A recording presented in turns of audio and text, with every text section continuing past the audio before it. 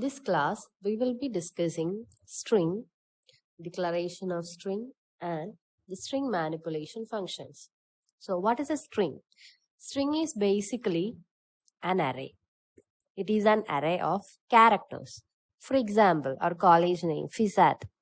It is a string of characters. It is a string. Or your name. It is also a string. And the peculiarity of the string is that at the end of the string, there will be a special character called the null character. Null character is actually \0. So, if your string is FISAT, at the end of FISAT, there will be a \0. Every string should be terminated by a null character. And in a string, in every location, there will be only one character. Okay, so let us see how it is declared. The syntax for declaration of a string is you have to write first the data type. The data type of your string is character. Char space name of the string. And after the name of the string, within square bracket, you have to specify the size of the string. And the compiler, what it do is, it automatically applies a null character at the end of the string. Now let us see how do you initialize string variables. There are two methods for initializing string variables. One method is that you are initializing the string variable like one character at a time.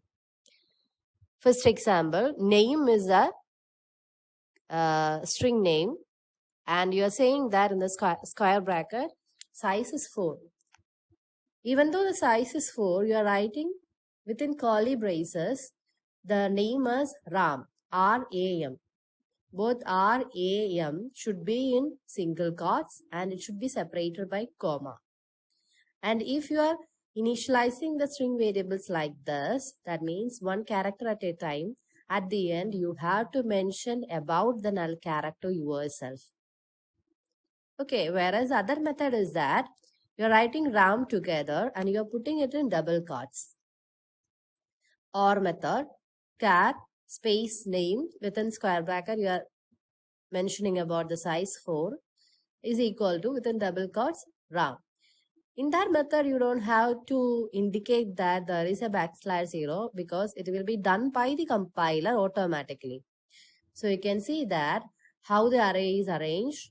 The array is arranged such that the 0th element is R, the first element is A, the second element is M, and the third element is \0. So even though your character array contain only 3 elements, the size is 4 because of the presence of that \0. Now, let us see what are the different methods of entering a string and reading a string. Okay, the first method is, it is done manually. How it is done manually? Let us see. It's saying that the character array name is name, size is 30, and you are again declaring some variable ch. The variable ch is a character variable. And you are again declaring one variable I, which is equal to 0. And here you are entering the string using a while loop. So you can see that the condition inside the while loop is ch is not equal to \n. The \n is mentioned in single quotes. Ch is not equal to \n. What is \n? It is the next line, right? How do you reach the next line? When you press the enter key. When you press the enter key, you will go to the next line. So that is the indication that your array is complete. That means after typing one sentence, you automatically press enter. So when you press enter, the array will be completed. Okay. So while ch is not equal to \n means the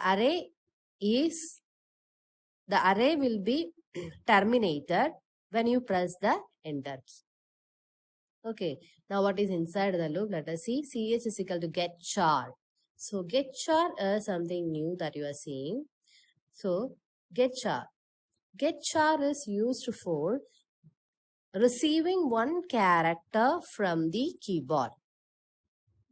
Okay, it is a library function. It is used for receiving one character from the keyboard. So when you write get char empty brackets, you will be able to receive one character from the keyboard. And where it is saved, it will be saved in the character variable ch. I think it is clear. So you are entering one key from the keyboard, and that key is a character, and the character will be saved into ch. Now you are having only one character, but here what are you doing is you are entering a string, right? So you'll be entering characters together, one after another. So the first character will be saved into ch. At the same time, that character will be copied to the array. Copied to the array name. Your array name is name. Name square bracket I. So the initial value of I is 0. So to the 0th location, you are entering the first character. You are again incrementing I, checking the condition, receiving the next character. The next character will be saved to location 1, first location. Increment I. In that way, you can enter one sentence, and after completing one sentence, when you press the enter key, your character array will be saved into the array called name. And here we have input the null character. You have to do this manually here. So at the end, you have to say that name I is equal to \0.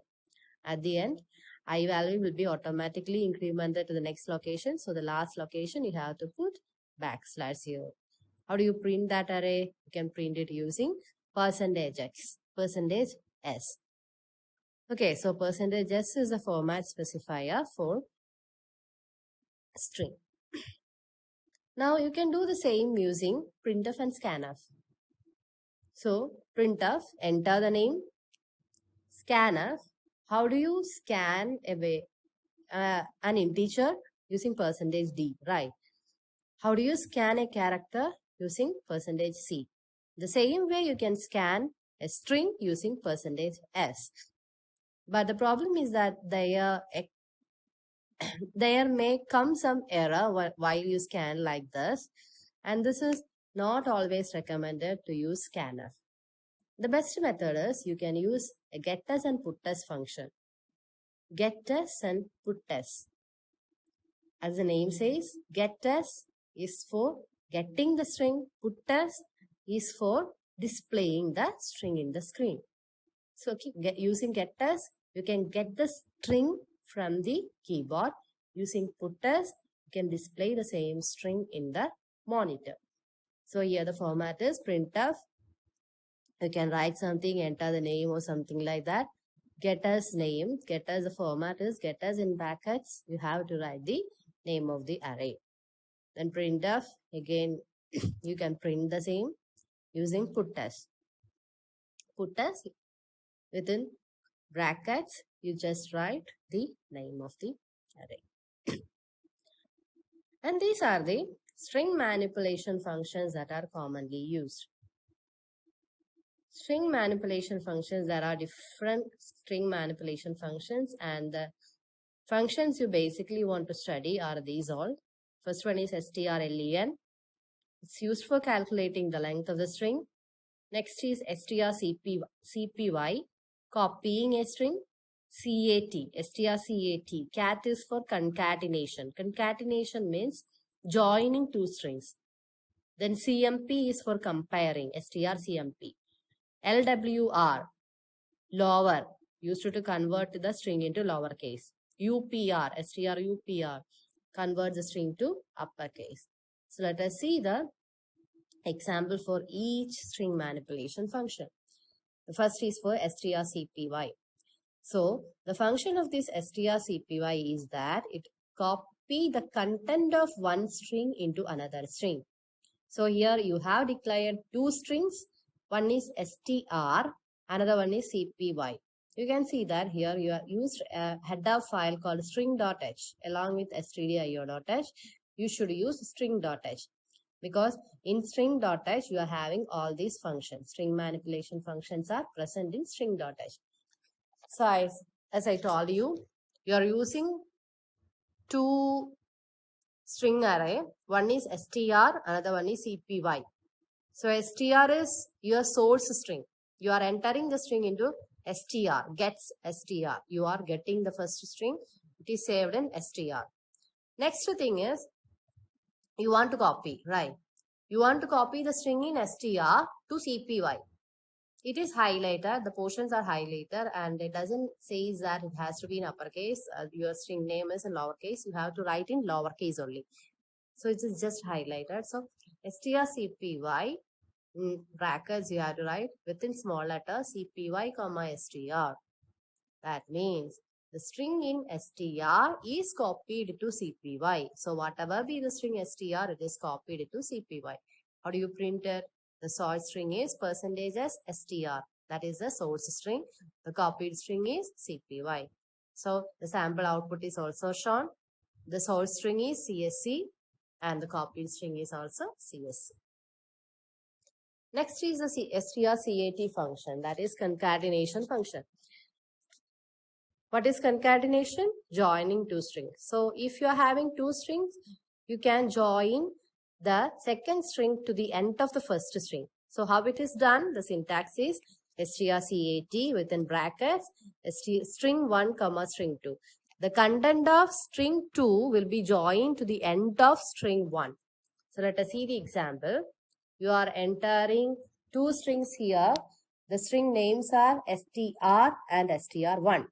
So the two strings are str and str1. How do you concatenate these two strings? Just write the function strcat str comma str1. So at the end of str, the str1 will be joined. So you can see that the two strings are csc and computer. The concatenated string will be csc computer. Okay. Next is strcmp. So what is CMP? Comparing. Comparing two strings. So when you compare two strings, there are three conditions. One is the two strings can be equal. Another one is one string can be greater than the next string. Another one is one string can be less than the next string. So you can see that return values are 0. That means when you write the function strcmp string 1 comma string 2, the answer will be 0 if the two strings are equal. The answer will be 1 if string 1 is greater than string 2. And the answer will be -1 if string 1 is less than string 2. So have a look at the program. You are entering two strings, get string str, get string str1. Two strings are str and str1. And as in the output, you can see that the strings are Jai Kumar and Shashi Kumar. By seeing itself, you can see that Shashi Kumar is the longer string, right? So how do you compare? You are comparing like x is equal to strcmp str comma str1. So x will have a value. What will be the value of x? It can be 0, 1 or -1. When it will be 0, it will be 0 when the two strings are equal. It will be 1 when string 1 is greater than string 2. Here string 1 is Jai Kumar, string 2 is Shashi. Okay.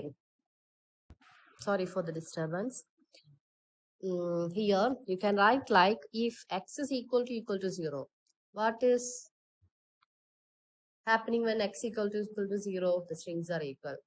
Else if, what is if x greater than 0? String 1 is greater than string 2. And else, that is if x less than 0, then string 2 is greater than string 1. So you can see the sample output. The output is string 2 is greater than string 1. Then strrev. What is strrev? Rev is used for reversing a string. So whatever be the string, it will be just printed in the reverse order. It will be saved in the reverse order. You just have to write strrev and within brackets the name of the string. Then str upper and str lower. Str upr is used for converting the string into uppercase letters. You just need to write str upr bracket the string name. So here the string name is small letter csc. The uppercase string is capital letter csc. Str lwr. Here the string name is str and the Lowercase string is obtained by writing strlwr in the brackets, the string name. So here our sample output, capital S CSC and small letter CSC is output. strlen. strlen is used in order to find the length of the string. So the format or the syntax is that variable name int variable name is equal to strlen string. So in the syntax, you can see that if you want to save the length of the string into some another variable, it is possible. How it is possible? You just have to write the variable name, integer variable name. Suppose if it is x, x is equal to strlen string. So x will have the length of the string. So hope you have understood the concepts. Thank you.